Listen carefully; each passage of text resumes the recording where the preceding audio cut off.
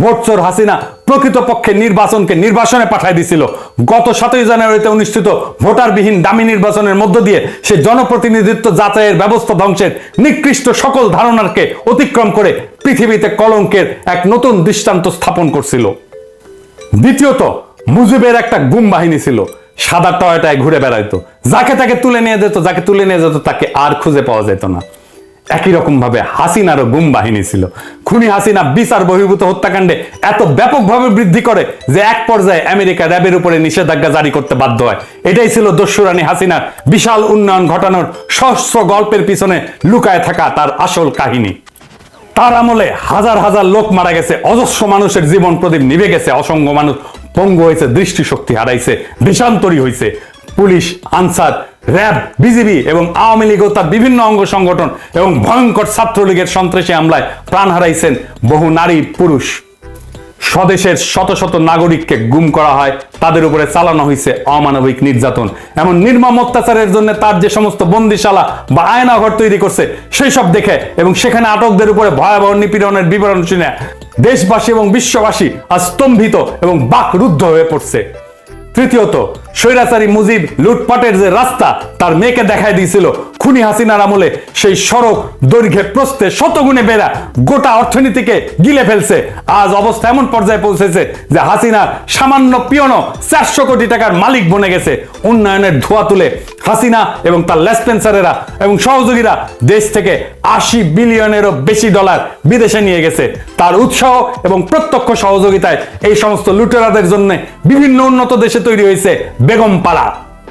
চতুর্থত, দেশের সকল বিরোধী দলের বিরুদ্ধে অভূতপূর্ব দমন নীতি চালায়।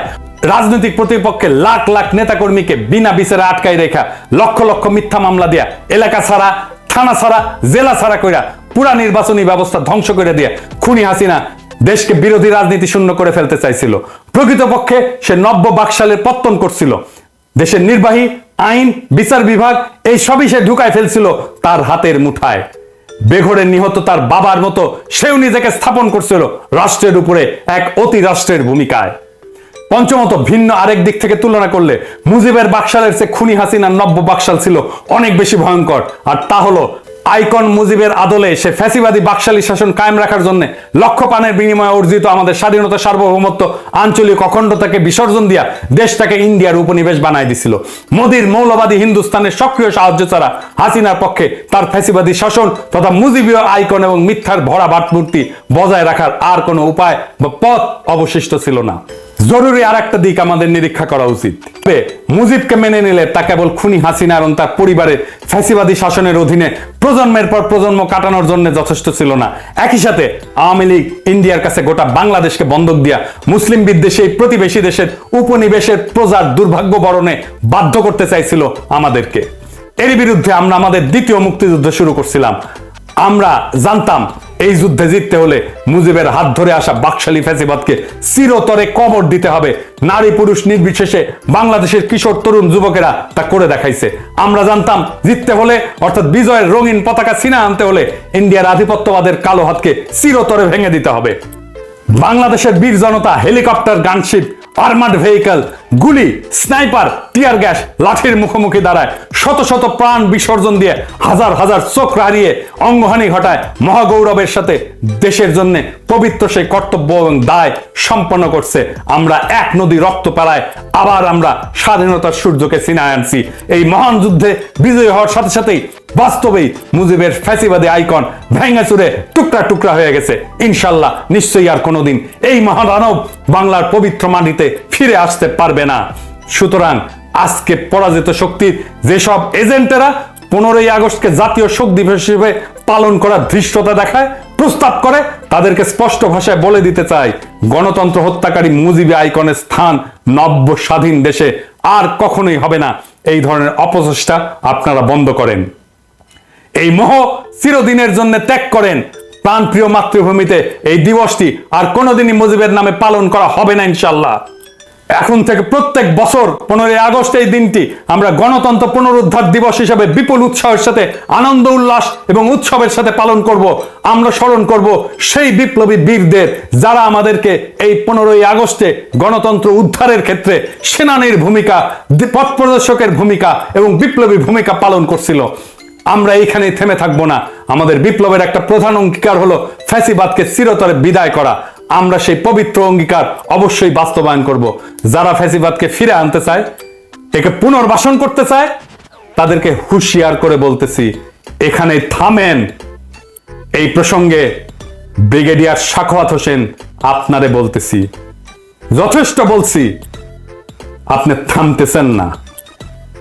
আপনারে আজকা আমরা জনতার পক্ষ থেকে যেই খেতাব আমরা এতদিন হাসিনার লোকদেরকে দিছি, সেই খেতাব আপনারে দিলাম।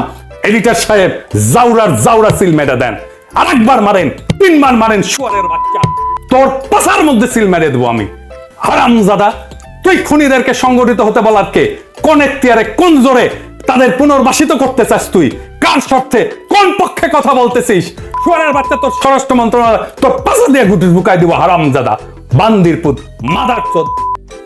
খুনি হাসিনা গত 15 বছর ধরে ইন্ডিয়া প্রয়োজন এবং হীন স্বার্থে বাংলাদেশের সশস্ত্র সেনাবাহিনীর বিভিন্ন স্তরে যে অশুভ পরিবর্তন ঘটাইছে, অফিসার স্তরে যে পরিমাণে দুর্নীতিগ্রস্ত দালাল অসৎ মাল ঢুকাইছে, তাদের ব্যাপারে দেশবাসী সতর্ক, সজাগ এবং সচেতন আছে।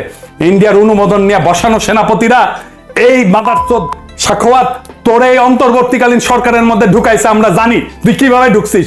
তোরে আজ শুনতে হবে সেই রাজপথ মহাসড়কের কথা, যেখানে জনতার মিছিল এসা দুঃশাসনের তক্তে তাওস পুরাই দিছে, ওদের ঘৃণিত অপশাসনকে কবর দিছে।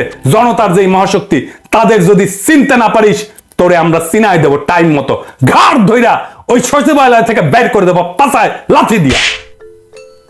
প্রিয় দেশবাসী, প্রতি বিপ্লবের কথা বলতেছে। বিপ্লব করছি, প্রতি বিপ্লব ঠেকানোর ক্ষমতা, সামর্থ্য, হিম্মত আমাদের আছে। প্রতি বিপ্লবীরা সামনে আসুক, দেখাই দেব কিভাবে বিপ্লব রক্ষা করতে হয়। আমরা শহীদদের কাছ থেকে শিখছি কিভাবে জীবন দিতে হয়। আমরা শহীদদের কাছ থেকে শিখছি কিভাবে বুক চিতায় দাঁড়াইতে হয়। আমরা শহীদদের কাছ থেকে শিখছি কিভাবে বিজয়কে সংহত করতে হয়। আমরা কইরা দেখাবো। আসিস, কার কত ক্ষমতা আছে, প্রতি বিপ্লব ঘটাইতে আসিস। আমরা আমাদের সরকারকে রক্ষা করব, আমরা আমাদের বিপ্লবকে রক্ষা করব। কিন্তু বিপ্লবের মনে রাখা দরকার, ফ্যাসিজম উত্তরকালে পশ্চিমা বিশ্বে, বিশেষ করে জার্মানি, ইতালিতে যে সমস্ত আইকন, কালচার, কনসেপ্ট, এমনকি ভাষা ব্যবহার করে ফ্যাসিজম উৎপাদন, প্রতিষ্ঠা, এর ইকোসিস্টেম তৈরি এবং স্থাপন করা হয়েছিল, তার সবকিছুই ঝাড়ে বংশে ঝাঁটায় বিদায় দেওয়া হয়েছিল। সেই সব প্রতীক, ভাবমূর্তি, ছাপ, ছবি এবং চিহ্ন ব্যবহারকে ফ্যাসিজমের আবার আগমন হিসেবে গণ্য করা হয়। ফ্যাসিস্ট আওয়ামী লীগ এবং এর স্পিরিচুয়াল ফাউন্টেন হেড মুজিবের কল্লাকে বাংলাদেশে আর কখনো জায়গা দেওয়া হবে না। মহান সৃষ্টিকর্তা নিশ্চয়ই বাংলাদেশের মানুষের মধ্যে সেই তৌফিক দান করবেন, যেখানে মুজিবের নাম আছে, নিশানা আছে, গুড়ায় দেবেন বিপুল বিক্রমে। রাষ্ট্রীয় সম্পদ শক্তি ব্যবহার কইরা ফ্যাসিবাদের মতাদর্শিক আইকন হিসেবে সারা দেশে সকল বেসরকারি, সরকারি প্রতিষ্ঠানে অজস্র মুজিব কর্নার, মুজিব বন্দনা, নানা চিহ্ন স্থাপন করা হয়েছে। সেই রীতি এবং সংস্কৃতি আর চলতে পারবে না। আমরা আর রাষ্ট্রীয়ভাবে ফ্যাসিবাদ উদযাপনের ধারাবাহিকতা বজায় রাখতে পারি না। এটা শুধু বিশ্বাসঘাতকতাই না, এটা আমাদের জাতির মনন এবং মগজকে বিষাক্ত করে রাখার নামান্তর। তাই এর সবগুলো অতি দ্রুত অপসারিত করতে হবে, ভেঙে চুরমার করে ফেলতে হবে। বাংলাদেশ থেকে সমূলে মুছে দিতে হবে মানবতা বিরোধী, অসভ্য, বর্বর ফ্যাসিবাদীদের সকল ছায়া। আগামী 15ই আগস্ট হবে, যেইখানে মুজিব কর্নার থাকবে, সেই প্রতিষ্ঠানের প্রধানের পাশা দিয়ে সব মুজিব কর্নারের জিনিস ঢুকায় দেবেন। এইটাই হবে আমাদের কর্মসূচি। আর অবশ্যই তেলসারা। 2 প্রজন্মের খুনি শেখ হাসিনা জোর জবরদস্তি করে 17 কোটি মানুষের মানবিক, মৌলিক, রাজনৈতিক অধিকার হরণ কইরা অভাব অনটনে কাঠানো এই রাষ্ট্রের কয়েক হাজার কোটি টাকা খরচ করে তার বাপ মুজিবের জন্ম শতবর্ষ পালন করছিল। এর রেশ, চিহ্ন এবং অবশেষ সমূহ বিদ্যমান থাকলে এগুলো ফ্যাসিবাদের চাষাবাদ এবং দানবীয় উত্থানের রসদ সরবরাহ করবে। আমরা কষ্ট সহিষ্ণু এই বীর জাতিকে আর একবার সামষ্টিক পাপাচারে নিমজ্জিত করতে পারবো না এবং এর কোনো সুযোগ আর অবশিষ্ট রাখবো না। মুজিব পরিবারের সকল সদস্য এবং শেখ হাসিনার বানানো হাজার হাজার কোটি টাকার মালিকদের কাছ থেকে তাদের সকল সহায় সম্পত্তি রাষ্ট্রায়ত্ত করে বাংলাদেশকে কড়ায় গন্ডায় ক্ষতিপূরণ আদায় করতে হবে। শেখ পরিবার, আওয়ামী লীগ এবং তাদের দোসরেরা নব্য স্বাধীন এই বাংলাদেশ গড়ার কোনো কাজেই লাগবে না, বরঞ্চ তারা নানাভাবে একে বাধা দিতে, অকার্যকর করতে এবং ব্যর্থতায় পর্যবেসিত করার সকল অপচেষ্টা চালাবে।